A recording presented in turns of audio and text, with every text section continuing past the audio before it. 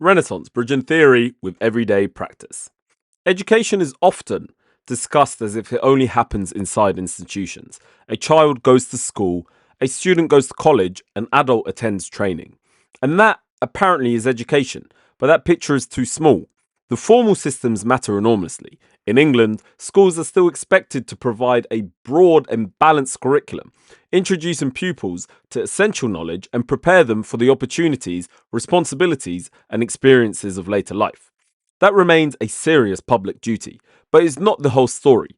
Education is wider than the timetable. It is also the messages people absorb at home, the language they hear at work, the standards modelled by adults, the habits of attention they're encouraged to practice, and the expectations built into the culture around them.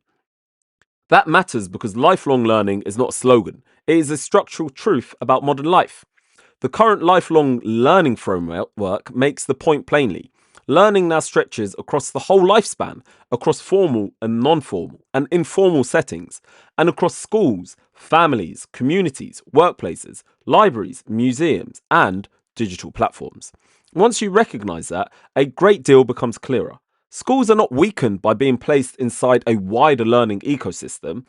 If anything, they've become more important because they're one of the few institutions that can deliberately organize access to knowledge, language, and intellectual discipline. But it also means parents, mentors, employers, and public leaders cannot pretend they're outside education. They're already teaching, whether they mean to or not. Education is not confined to schools. Everyone teaches something, and the idea is worth rescuing from the sentimental. It does not mean that everyone is a classroom teacher.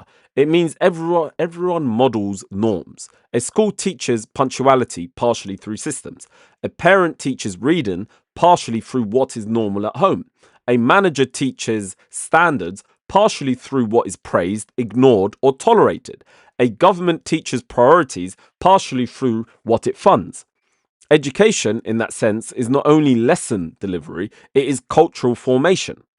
The practical consequence is straightforward. If you want better learning, you do not ask, what is the curriculum? You also ask, what is being normalized?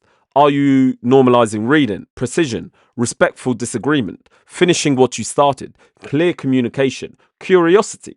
In the workplace, are new staff simply given documents or are they inducted into standards for example and rehearsal? At home, are children told that school matters or do they see adults treating reading, conversation and thinking as part of ordinary life? At policy levels, do we talk about education only in terms of grades or also in terms of knowledge and habits needed for citizenship, work and judgment? So the right conclusion is not that schools matter less, it is that education is bigger than schooling. Schools remain central because they can do in a deliberate and organized way what society often does unevenly.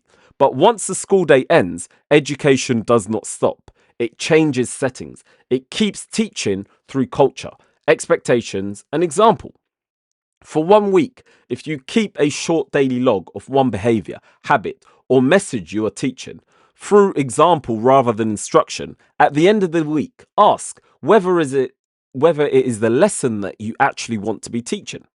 Education does not end at the school gate. It simply changes rooms. Thank you.